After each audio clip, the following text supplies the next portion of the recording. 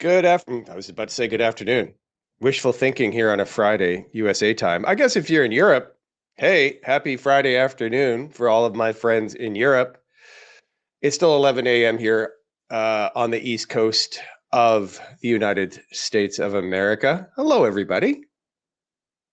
Where is everybody calling from, logged in from, residing, sitting, being, existing? Where are you in the world? Let me know. I love to see where everybody's coming from. Because I like to travel. I'm looking. Hey, Jared from ATX. Is that Austin, Texas, Jared? Uh, Adam in Indiana. Brad in Texas. Where in Texas, Brad? I lived in Texas for 20 years. I lived in the arguably the greatest place in Texas. I would say it's Austin, but I was a little biased. There's some amazing. Texas is such a great state. It's basically a country, right? Like it's so big and so diverse, and it's got so much to offer. I would argue it's worthy of a country status of it in and of itself. Sebastian, Germany, Guten Tag. I was in Munich last week, Sebastian.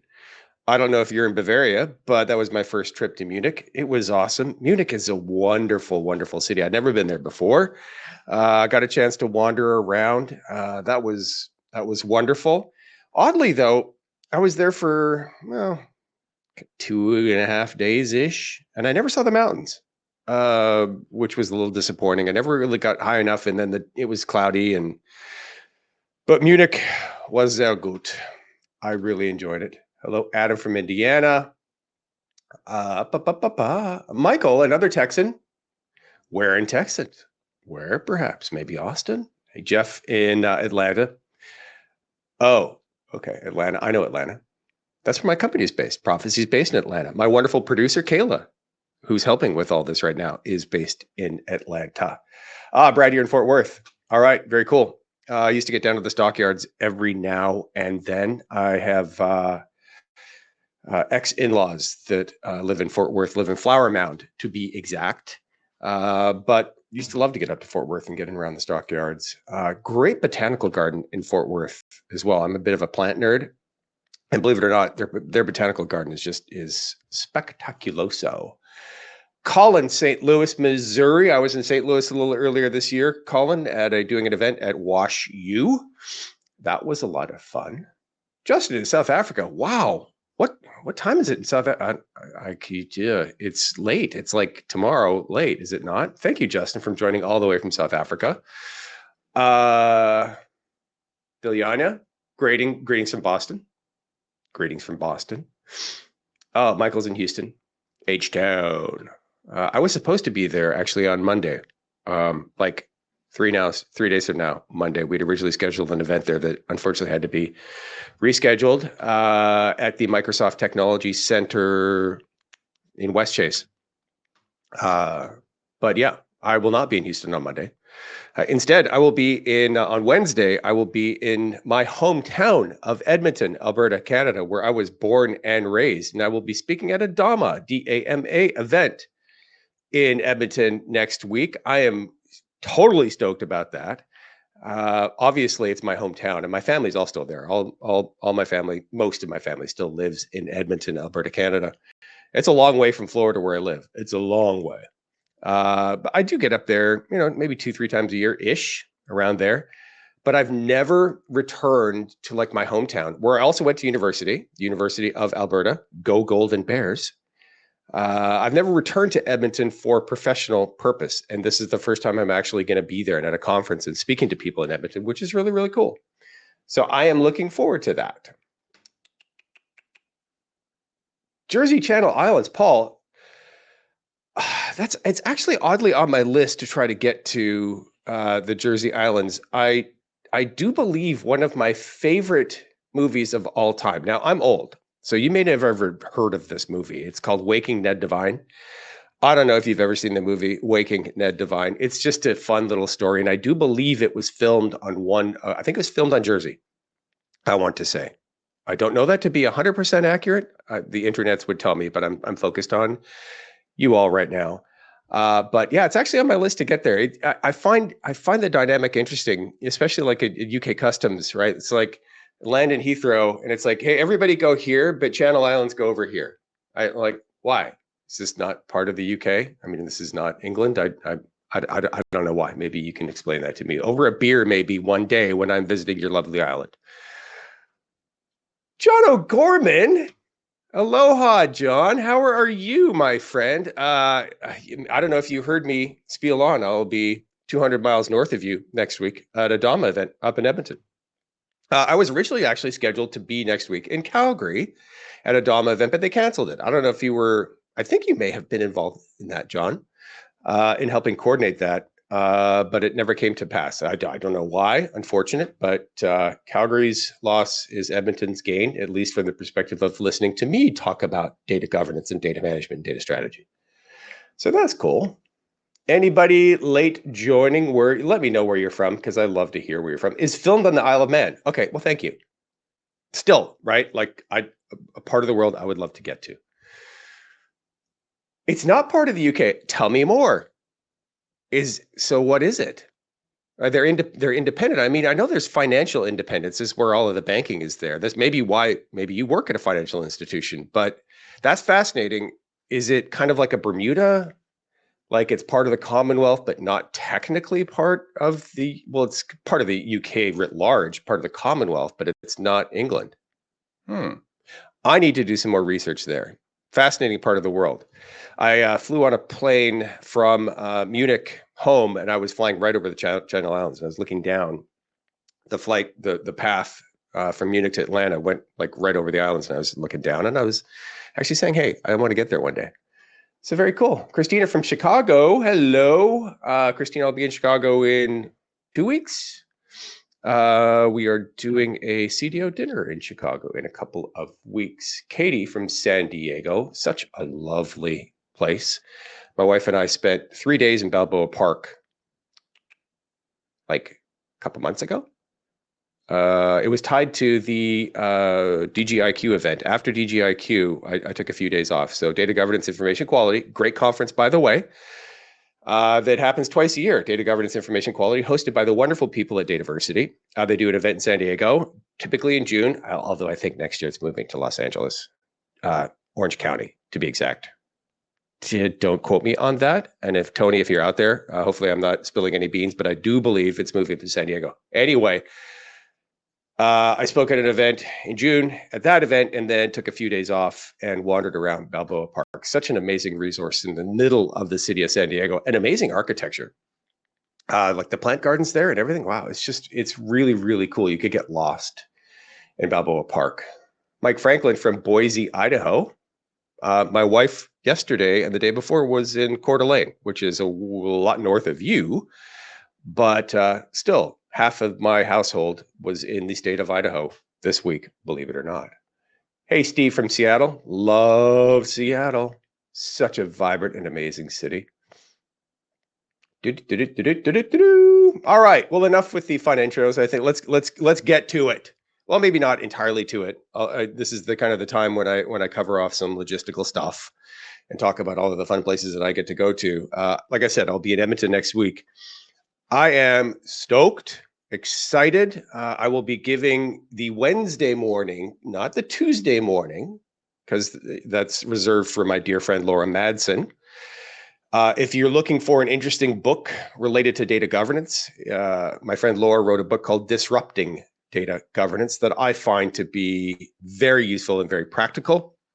Laura Madsen is giving the Tuesday morning keynote at the DGIQ, Data Governance Information Quality event in Washington, D.C., the second week of December. She gives a Tuesday keynote, and I will be giving the Wednesday keynote in advance of my dearest friend, Mr. Scott Taylor, the Data Whisperer. Scott and I will be bookending the Wednesday morning keynotes for DGIQ. So that's fun. I'm looking forward to that. What else? I think I mentioned I just came back from Munich, where I gave a keynote speech at a semantic layer conference, or semantic layer symposium, which is going to be the topic for today.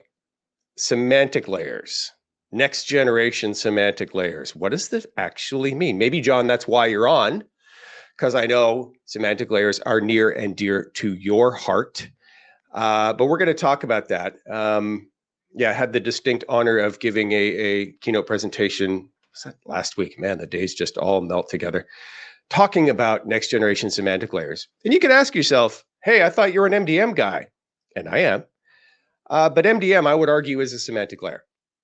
If semantics are, if semantic layers are all about providing common meaning across an organization, well, that's exactly what MDM does. It provides common meaning for the objects, the data, the entities that are used most in your organization.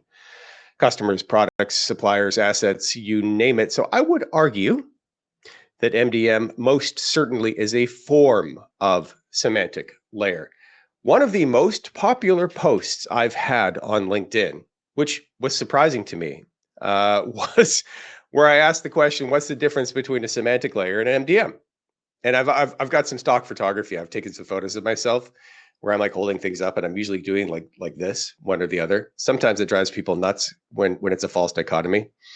But I did ask the question, what's the difference between a semantic layer and an MDM? So let's start with that.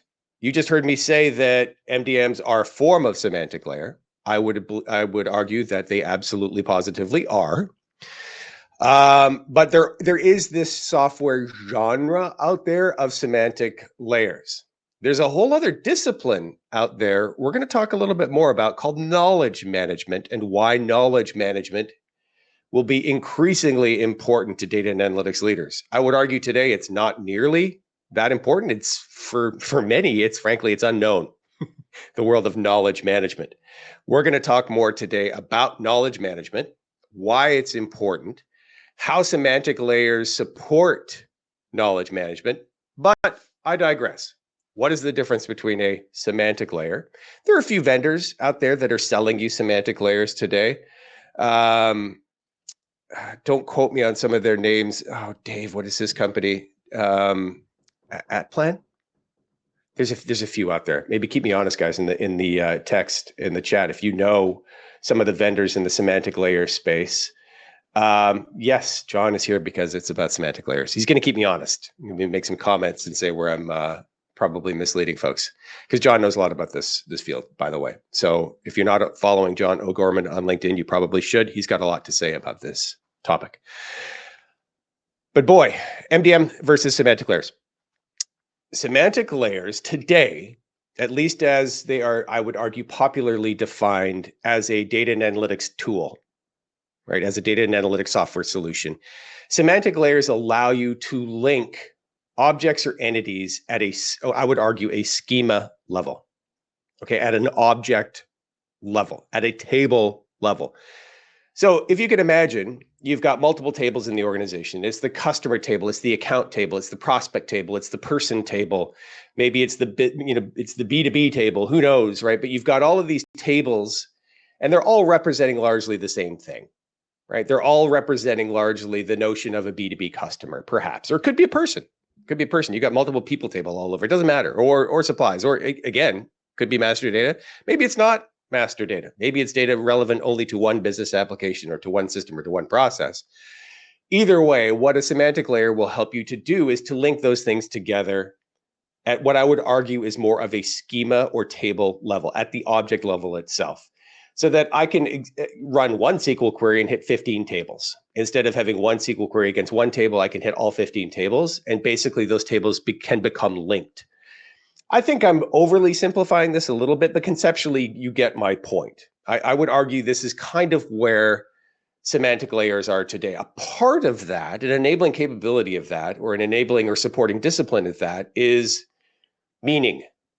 The meaning of these things. Do they mean the same thing? This is where knowledge management starts to come in. We'll keep that in the back of your mind. We're going to talk about that a little bit more in a bit.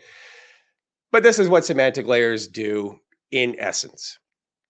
MDM platforms allow you to do kind of the same thing, but at an attribute level, with far more granularity around the rules used to link customer to account, right?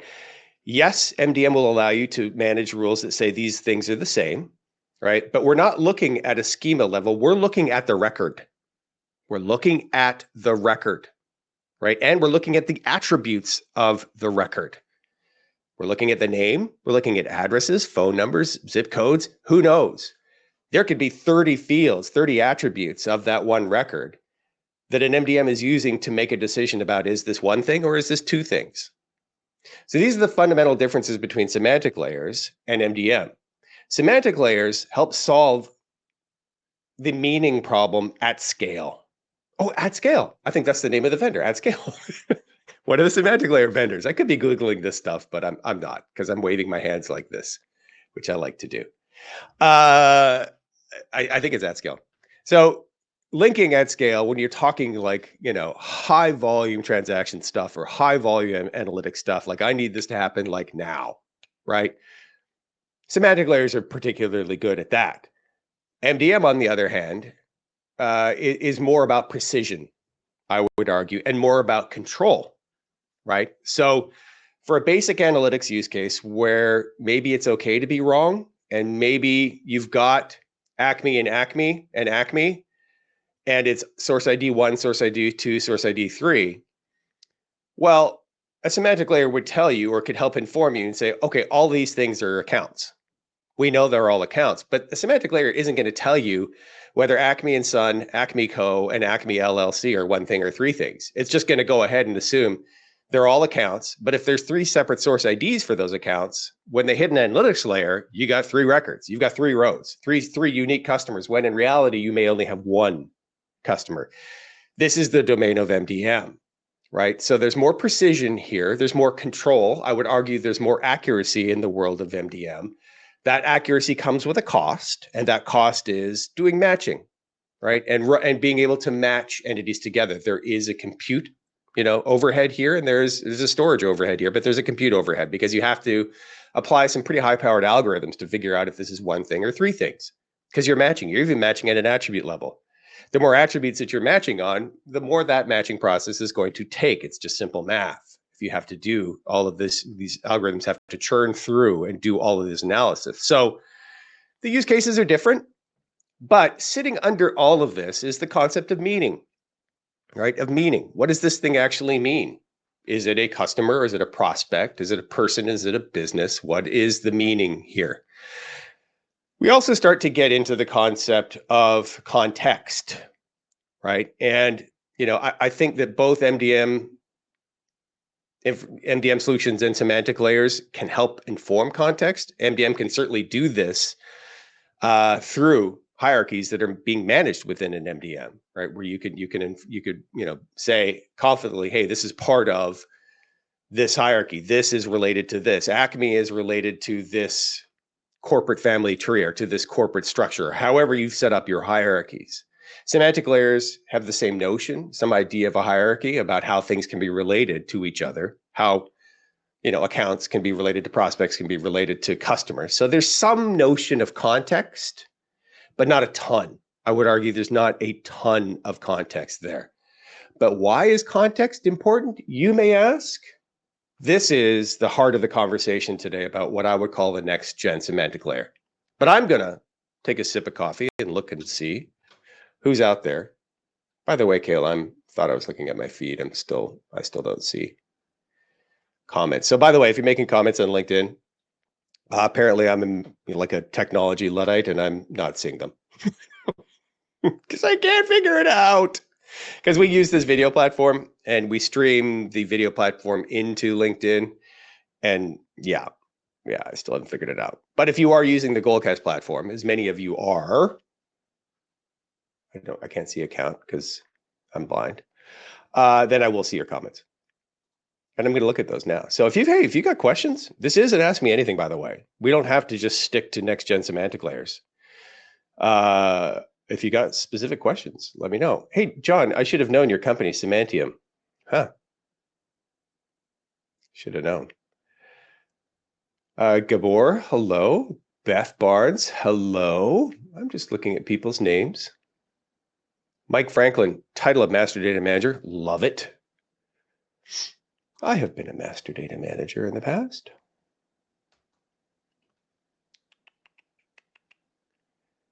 Nick from Duluth.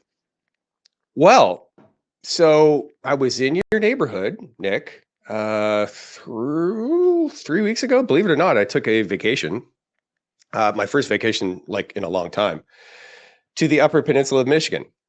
I'm fully aware that Minnesota is not Michigan, but I did get like reasonably close to Duluth. We were, we actually got into Wisconsin, so close to the Apostle Islands, so not too far from Duluth. My goodness, Lake Superior is breathtaking. I had no idea. It's not a lake. It's an ocean. It's a landlocked ocean. But my wife and I do a lot of hiking, and we did this area called Painted Rocks National Seashore, which is fantastic, and hiking in and around Lake Superior. And the winds were up, and you're down a little water, and it's like these rocky shorelines, and there's wind, and there's waves. And there were people. We saw people surfing. We saw many people surfing at Lake Superior. And you could swear that you were like in the Pacific Northwest, not in the middle of the continent. So beautiful part of the world. If you're into trees and you're into hiking and you're into solitude, Upper Peninsula, Michigan, northern Wisconsin, northern Minnesota, most certainly worth checking out. Thanks for joining today. Definitely not fair word. Yeah, see, yeah, exactly. I am taking a little break. Well, I mean, I'm not permanent break, but just I'm drinking something. And we're going to talk about why context is important. And I'm actually going to share a little bit of content if I can make the screen sharing work. Assuming I can figure out where the button is, because our video platform always moves buttons around. Bum, bum, bum, bum. All right, hopefully this is working. Hopefully you're seeing some sort of futuristic, yeah, you're seeing the entire, what happens when you're seeing the entire thing? I'll go a little smaller. So why does context matter? And why do I think that semantic layers and the next generation of semantic layers, as they evolve over time, why do I think that they will be increasingly important to data and analytics leaders? That is today's topic of discussion. And it's really, I'm summing it up on this one slide. You're seeing the whole PowerPoint window here. You don't need my notes. There we go. But basically, this is it. I mean, if you're looking at the slide, you're seeing on the left-hand side my assertion that historically we've built everything. And what do I mean by everything? Well, our software applications for one, and our analytical platforms for another, to be optimized for fast reads and fast writes. And to do that, we have created database structures that largely rely on tables, right? The intersection of rows and columns. Now, we can have an interesting academic discussion. Is this not just, kind of like rows and columns? There are file-based databases out there. There are graph-based databases out there. Yes, I acknowledge this. But for the most part, we're talking about highly structured forms of data. And the reason why the data is structured the way it is, I would argue, is primarily for the consumption of software applications, right? Every software engineer I've ever worked for or worked with or managed, I've managed a team of software engineers. I had a team of 30 engineers once working for me. And, analytics, yeah, it's kind of an afterthought, right? It's not like we're going to design our application specifically, to make analytics easier. They don't.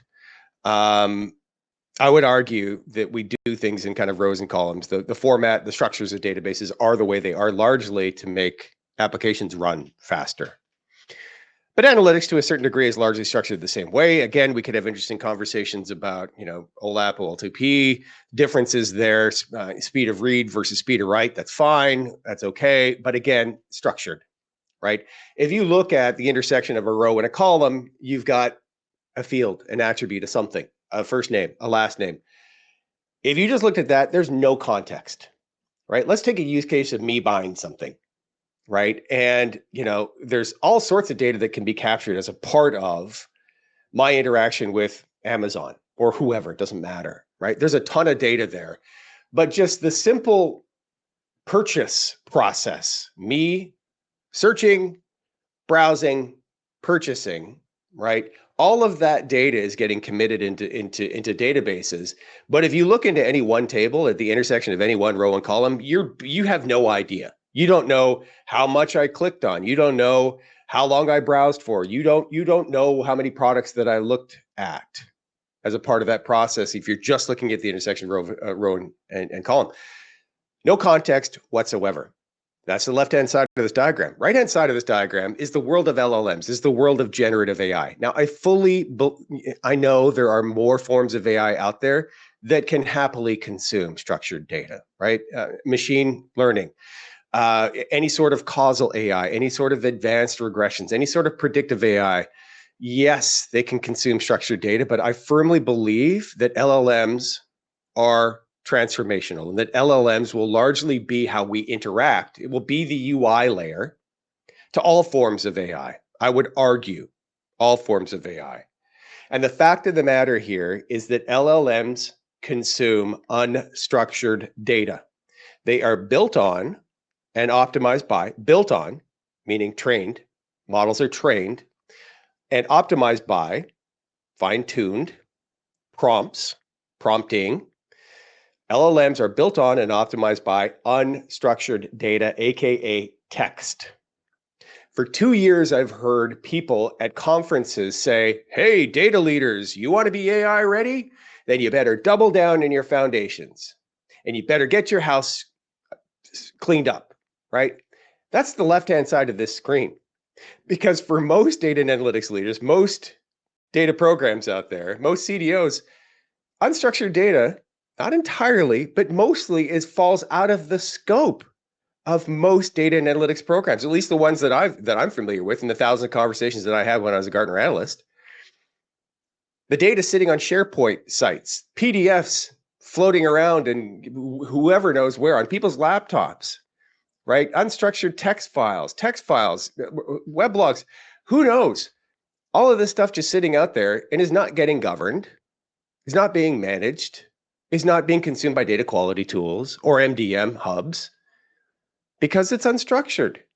But that's the data that we're using to train LLMs and to fine-tune LLMs and that we're putting into prompts to illuminate and reduce hallucinations. So do you see the problem here? Maybe let's not say the problem. Let's talk about the opportunity. The opportunity is, wow, how do we get more knowledge out of our data?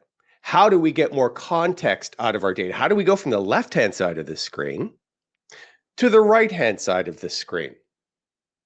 Well, how many people have seen this? You don't need to answer, by the way. It's something known as the DIKW framework, and there may be some of you who are like, okay, it's overly simplistic and really not really that helpful. I disagree. At the bottom of this pyramid is data. Okay, this is what we are largely managing, governing today. It's what's sitting in our data quality hubs. It's what's sitting in our MDM hubs. It's what's sitting in our data warehouses. Data. It's what we do. What LLMs need are 2 levels up, right? Data plus context is information. Okay, data plus context is information. The ability to apply information in a real world setting is knowledge. The application of information to solve a specific problem is knowledge. So how do we go from the bottom layer of this pyramid to somewhere in the middle? Now, I'm not saying we need to stop the bottom. I'm not saying that or suggesting that at all. We will still need to do data management because the fact of the matter is, even if LLMs become the dominant form of technology, even if they become what I would argue is some idea of an operating system, even if they become those things, we won't get rid of these data-based systems because companies just don't work that way. They don't rip and replace everything. There will be a future and a role for analytics as we've always done analytics. There will still be a role for that. But I would argue, folks, that we are on a path towards automation where the bottom layer of this pyramid will increasingly be automated, and increasingly be obfuscated from us in time. It's not tomorrow. It's not next year. It's probably not even 2 years from now, but in time, where I see things going, and you've probably seen me present this slide before. I'm kind of going a little bit back and forth, but maybe you've seen me present this slide before, which is this is a continuum. It's not but it's only one way. It's only going one way. It's only going from left to right. Right? I've got this. I said this slide is the future of information technology. What happens when I maximize that? Does it take over my entire slide and I don't see you guys anymore? Yes, it does. Okay, I'm not doing that. I've called this the future of information technology. Actually, this is the future of pretty much everything. This is the future of software development. This is the future of business process management. This is the future of everything. Shopping. Doesn't matter. We're over on the left-hand side. We have largely human-driven processes, largely human-driven. Over on the right-hand side, largely machine-driven. This is a timeline. I would argue we are very early into what I would call machine-assisted, right? Gartner would say augmented data management, augmented data quality, augmented data governance, where machines are starting to make suggestions.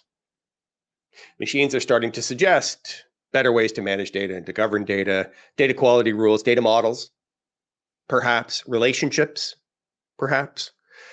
I think we are very, very early in this progression, right? Of where we go from, in time, human-driven to machine-assisted to human-assisted. At some point in the future, maybe 5 years, 10, I don't know. Instead of humans doing most of the rule defining, instead of humans defining most of the policies, governance policies, it'll go at some point to 51 or 52%.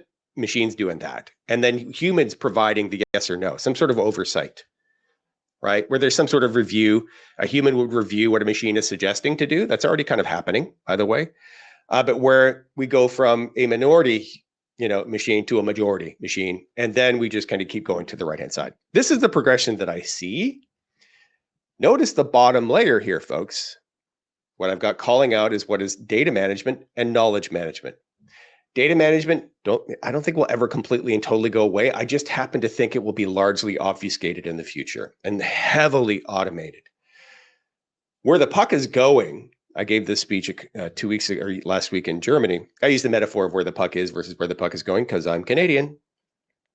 And the person who said that was Wayne Gretzky, who played for my beloved Edmonton Oilers, 5-time NHL Stanley Cup champions. He used the metaphor of where the puck is going. Where the puck is going is knowledge management. That's where things are going.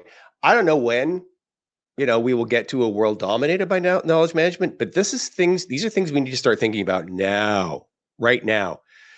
How do you go from data management to knowledge management? Well, the answer to that question today, the answer to that question is to find ways to inject context on top of data.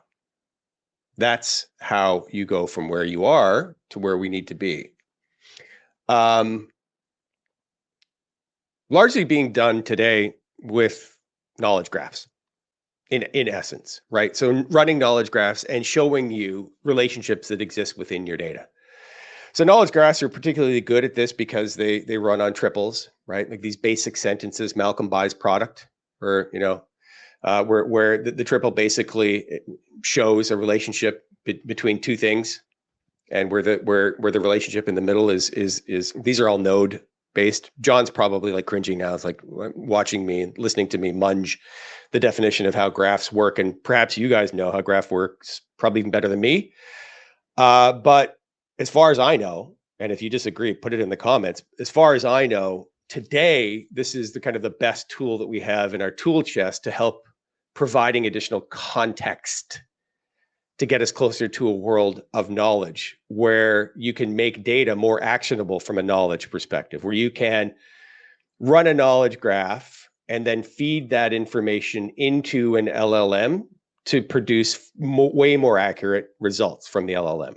My good friend, Juan Cicada, is doing a lot of work in this regard. If you don't follow Juan on LinkedIn and you're interested in this topic, you should follow Juan because he's got a lot to say here. He's a super, super smart guy and is actually doing some real, like legit research in this area. So today, this is the best tool that we have in our tool chest, knowledge graphs, to provide the context needed to make this jump from data management to knowledge management. Why it's important? Well, because I honestly think, I could be wrong. I could be wrong, but I honestly think that chatbots, copilots, these LLMs will increasingly be how we interact, even with things like MDM software, even with things like data quality software, data governance software. There will be an intermediary layer in between us and these software platforms that are helping make recommendations for things, that are making a recommendation, they're doing the augmentation to say things like, hey, you should think about this as a match strategy. You should think about these are attributes that you should be matching on for your customer records because we ran a graph in the background and we know that there are relationships here that you may not have known about between these attributes, or they could be highly, highly valuable from a match perspective or data quality perspective, or a data quality rule that would say potentially, hey, here's a data quality rule that works best for sales and marketing, and here's a data quality rule that works best for finance. This is another massive benefit here that I see from this progression that I got on the slide, which is the idea that AI can help us be more context-based in the rules we use to manage our data and govern our data. When we try to apply one-size-fits-all rules, we don't do a very good job at it. We really don't, because frankly, and I've shared something that looks like this before, think of this pyramid. There are largely, in all organizations, 3 levels: functional, cross-functional, enterprise-wide. And when we say that the rule for one function needs to be good for another function, we run into problems.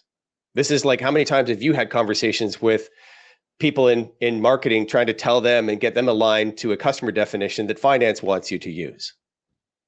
Right? The way that marketing looks at the world is very different than the way that finance looks at the world. And they're both right. They're both right. So I do see that AI will play an increasingly important role in helping us be more context-based with just about everything. Right? But again, I would argue a key enabler here is to go beyond just data. Go beyond data. How do we do that? We do that through through knowledge. So, what do I think is going to be the thing that increasingly sits between a copilot, a chatbot, some end user facing AI experience, and our databases? I happen to think in time that it will be this thing that I'm calling a next generation semantic layer. Now, you can tell me I'm crazy. You can tell me I'm wrong. This is forward looking. There's a very good chance I could be wrong. But here's what I'm calling a next generation semantic layer. It's an architecture. Okay, so this is not one thing. It's not one thing. It's not one application. It's not one tool. It's an architecture. It's a collection of things. Keep that in mind, a collection of things. There will be all sorts of forms of AI here. There will be MDM tools. There'll be data quality tools. There will be data integration tools. There'll be all of that stuff in the short term. So this is an architecture, finding a way to weave all this stuff together that creates the knowledge base insights needed to map the language of business to information and data. So forever and ever, we've really struggled with this idea of no common language within business. And again, the language of marketing is slightly different than the language of finance. I just interviewed a guest for my podcast, for CDO Matters podcast, Shub Sinha. His episode will air right around Thanksgiving. And he's a marketing guy. And we were talking about marketing analytics and the teams that sit in marketing that do analytics. And the words he used were completely different. Completely different. Instead of data quality, he kept saying fidelity. Fidelity. I was like, whoa, what's fidelity? And then he thought for a second, he said, data quality. He kept using the word activation over and over and over. I'm like, okay, wait, hold on. I think I know what he means. but it's a loose term to say, okay, data gets integrated into some downstream system and operationalized, right? Like you take a record and you pump it into a CRM or you pump it into Adobe or something, and then that data becomes active. But the lexicon was completely, well, not completely, but it was like I had to stop and think. I'm having a conversation with a marketing expert about data, and there were multiple times when I had to stop and think. It's like, wait a minute, hold it. What's he talking about? Okay. Right? Like different words for integration, different words for quality, different words, just all sorts of different words. And it all was largely meaning the same thing. He even had a different word for, call it data harmonization. Now, I guess that it is used a little bit in technology, but not that much. I don't hear data harmonization that much. I mean, I was like, okay, wait, matching. So anyway, you get my point here. Check out the episode. It'll come out probably the Wednesday before Thanksgiving. You know, if for interesting insights on how folks in marketing roles think, they're doing integration, they're doing matching, they're doing data quality, they're doing all these things, and they're calling them something completely different, right? This is the idea of no common language in business, right? I would argue MDM is an attempt to at least establish some baseline language within business. And I think that in the future, AI will help become our translation layer in essence, right? If I can hold up an iPhone and somebody speaks Mandarin, and what I'm hearing come out of the iPhone or what I'm seeing maybe in text is in English, we can certainly do the same thing in real time within our data and analytics platforms. We certainly can do this. I was in Germany last week. I was walking in a church in Munich, and there was this wonderful display. It was about the Shroud of Turin, and I'm a bit of a history dork, so I'm like, and I'm wanting to figure out what's saying it. It was all in German. Pull out ChatGPT, boop, take a photo, instantly translated. There it is, in my hand. I don't know if it hallucinated. I hope not. But my point being is that this is kind of what I'm seeing, you know, as this next generation semantic layer in our world of data and analytics, making that translation, building the bridge between data and knowledge, bringing these worlds together. And when we do that, we will accelerate the automation of data management and ultimately value realization for our customers. So what do you guys think? Is this crazy? Does it make sense? John O'Gorman, agree about graphs. The tricky part is applying consistent constraints to MDM concepts, documents. Concepts, documents, and databases that include traditional entity resolution and less traditional elements of language via semantics. Yeah, most certainly not an exact science, as you well know, right? And this is why I consistently said that like graphs are kind of like our best tool, but certainly fallible. They're fallible just because it's technology, but they're also fallible because of the source data, of course, right? Good definition. As long as the language of the business goes beyond entities. Yeah, I agree. Yeah, agreed. I mean, if you look at this from the perspective of an ontology, I mean, the entities will still be there, but we need to go much, much, much beyond that. I completely and totally agree. It's interesting, I see in this world, historically, we've drawn a distinction between master data and we've tagged them as entities and master data and other data. And in this world, I think you could make a really compelling case that it's all just data, right? I think the more of these knowledge graphs we run, I think we'll start to see relationships that are highly useful to better understand our customers, better understand our suppliers, better understand our master data that would never have been considered master data in the past, right? We've drawn this line between, well, this is master data and this is transactional data, and never the two shall meet. We drew that line largely because of limitations on compute.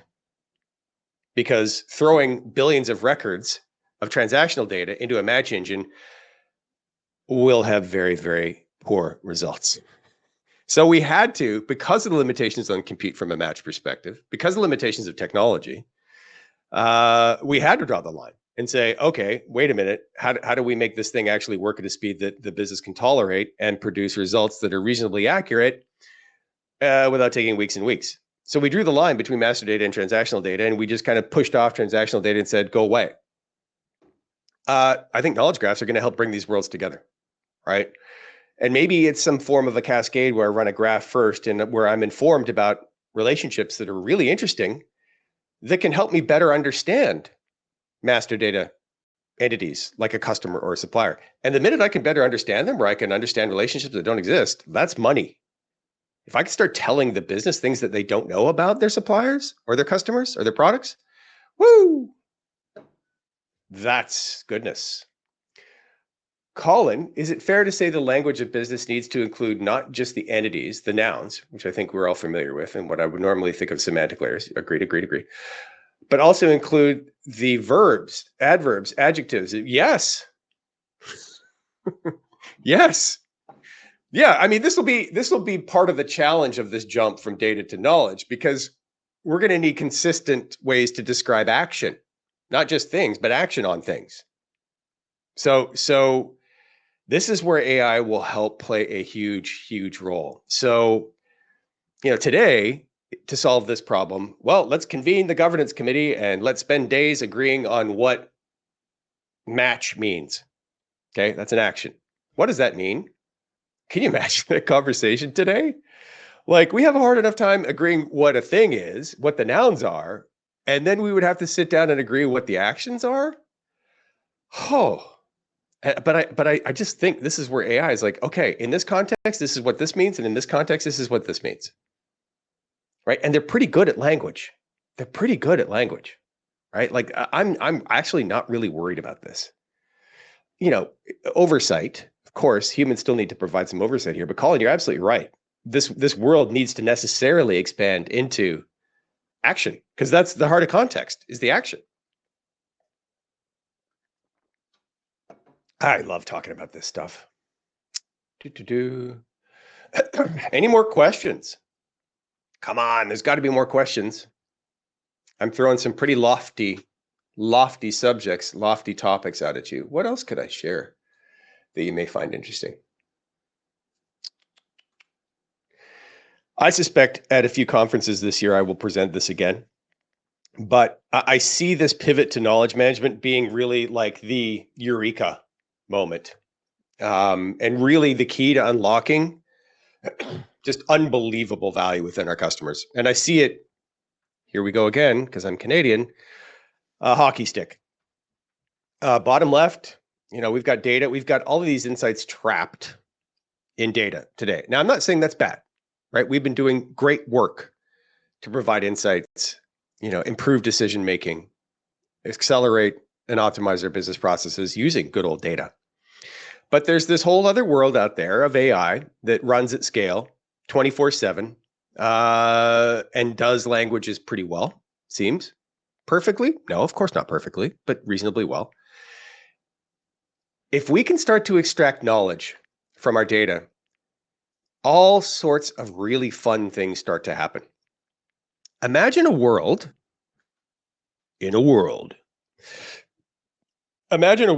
where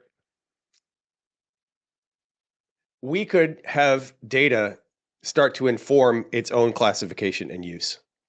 What do I mean by that? How many of you are familiar with the idea of data observability? So data observability, in essence, says I can use some machine learning, right? I can use some predictive analytics. I can use some forms of AI on top of massive troves of transaction data, web log data, signal data, coming from systems that are managing data pipelines. Okay, so many of you are familiar with data pipelines. Maybe some of you are even data engineers. You're taking data out of here and you're putting it over here, and you maybe even have some transformations in it. Maybe you're doing some other stuff, but you're moving data. You're moving large amounts of data, often for analytical purposes. And if that pipeline fails, then the dashboards break and bad things happen. And, phones start ringing in the middle of the night. Not fun. I've managed these infrastructures. I almost said pagers, by the way. This tells you how old I am because I've managed infrastructures where I was chained to a pager. Data pipelines actually being one of them. So what data observability says is that I can basically turn AI, in essence, on all this data that will allow us to predict when pipelines are going to fail. Hey, that's good, right? We can get in front of this. And there's all sorts of other use cases like this, particularly in manufacturing, the IoT space, where you can look at like lots and lots and lots of sensor data, and you can start to predict when an elevator might fail, or when a machine might fail, or an engine might fail. This is increasingly happening. It's normal stuff. Think broadly at our businesses and think, instead of maybe a pipeline, think of quote to cash or procure to pay or any other business process where there's a ton of data sitting under those complex workflows, a ton of data sitting under them. If we could look at all that data, and if AI could look at all that data, it would pretty quickly understand when data was fit for purpose and when it was not. When the quote is issued quickly or revenue is recognized much faster or even more of it, it would start to understand what data is needed to make the business run well or what data is problematic, from one example, or how to optimize those business processes. Right? It would start to see patterns within the data that would be highly suggestive of data quality rules, right? Even of integration patterns. There will be a point when we start to extract knowledge out of our data, and when we start providing it to AI, it's not just LLMs. I said pattern recognition. You don't need an LLM for that. But I do believe that LLMs will be the conversation layer here.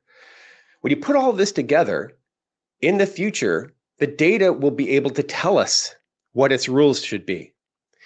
We could even go so far as to start allowing the AI to correct the data in real time, in the moment, right then and there. So does somebody in a CRM input something that is not quite right, the AI will know it and will correct it so that it doesn't slow down the quote process or the revenue recognition process or whatever those processes are. That's the world that we're getting to. The top right, the more we do that, I would argue, the more we are doing these things, the more we are improving and drawing knowledge out of data, the more we are using AI to improve our business processes, the better they'll get. This is a virtuous cycle as we go up to the top right here. So that's why knowledge management is important. That's why I think this idea of a semantic layer, next-gen semantic layer, is important. MDM will play a critical role here, by the way. It's not going away. It'll play a critical role here because there is still a role for oversight and rules management and accountability for governance policies. So until we get to Skynet, all the way on the right-hand side there, where machines are doing everything, and arguably they're never doing all of everything because humans will still need to be accountable. There will be a role for MDM, for data quality, for other systems that are enforcing and managing governance policies. But things start to get really exciting, I would argue, the more knowledge we can extract out of our data, because that is actionable goodness for our business partners, right? It's actionable. We go from, okay, well, that's interesting, to I can act on that. That's a cross-sell opportunity. I get it, right? I should be partnered with this supplier because they're far more reliable, because we've got 3 years of data that says they never miss a beat when it comes to delivering our raw materials, right? So there is so much goodness when we start to extract knowledge out of data. It is transformational. Oh.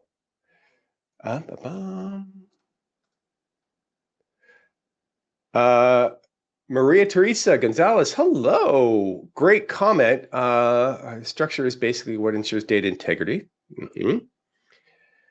Determines the fidelity. Some great comments here, Maria. If the context is necessarily starting at the granular level, you need to understand that one particular record represents a sale and not a payment. Yeah, exactly. Context. I will need to take some time to digest, Maria, all of your comments. These look fantastic. Probably people don't want to listen to me just kind of read verbatim entirely all the all the comments, but I will absolutely digest that. John. Oh, well, John, you're interacting with Maria. This is great. John knows this stuff. Offered that context is necessary starting at the granular level. Absolutely correct. And something touched on in Malcolm's comments. Yes, context at the lowest level appropriate, right? I think at the lowest level appropriate. Graphs are a good example of this, right? It's some context, but it's not all. But it's still better than none, right? I do see we'll slowly start to build and build and build.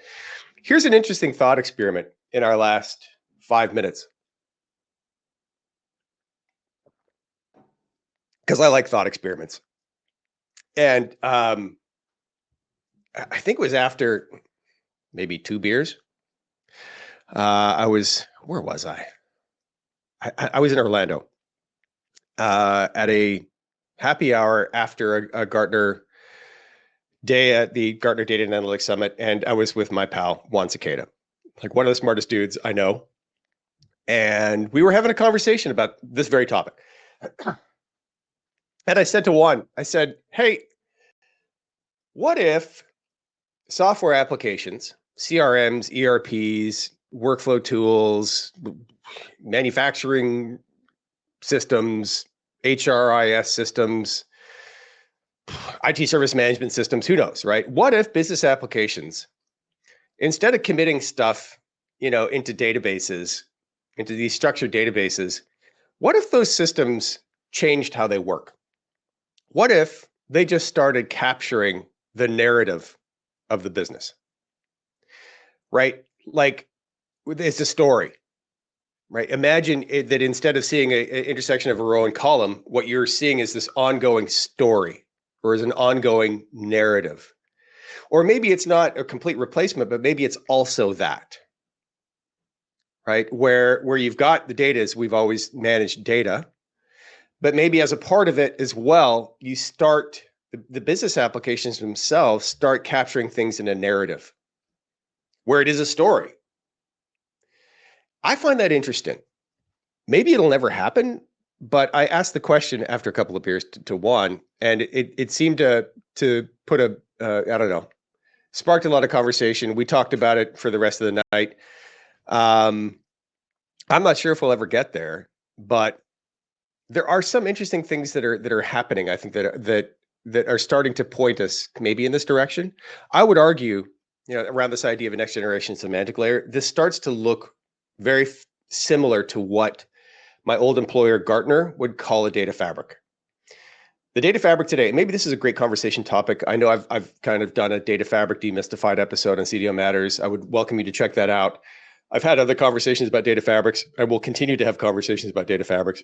But the original vision of the data fabric from Gartner circa 2021, things have kind of changed in the last few years. And it's become, I would argue, Gartner's view of data fabrics has become a little less visionary.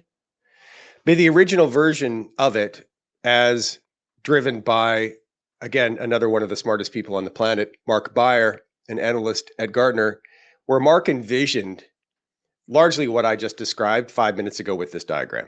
I'll stop sharing, by the way, if I can figure out how to stop doing that. Stop sharing. Oh, yeah, there. You get to look at me now.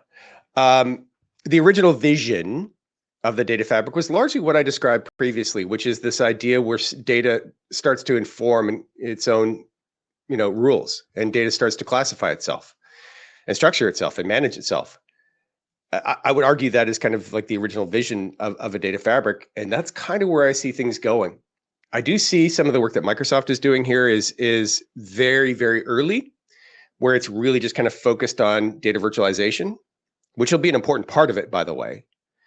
I find it very interesting that, Microsoft has created a common persistence layer where now arguably the differences in persistence and the approach to persistence are less relevant.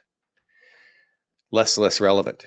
That's what I mean by at the bottom layer, you start to obfuscate, right? Where you start to make that the very, very bottom layer, the infrastructure, really not that important, and where the value moves up the tech stack, out of persistence and into management. And that's where we're going. And that's exactly what I'm talking about Next gen semantic layers, knowledge management, going from data management to knowledge management. If LLMs are going to be this next gen operating system, this is stuff we need to do. So I hope you've enjoyed the conversation. Thank you, John, for coming out today and for making some great comments. Thank you, Maria. I need to digest your comments. Don't apologize for a long comment, but I do need to digest it. Thank you. Thank you, everybody, for attending. Colin, thank you for your comments. Nick, Steve, Christina, Paul, everybody, thank you. We'll do this again in another month, typically the third Friday of every month. Although next month will be Thanksgiving, so I will have to figure that out. But thank you for coming out. Please take a moment to check out the CDO Matters podcast. Every 2 weeks, we publish podcasts where I'm having conversations just like this. Connect with me on LinkedIn if you haven't already, please. And I will see you again in another episode of CDO Matters Live, maybe next month. Thanks all. Happy Friday. Have a great weekend.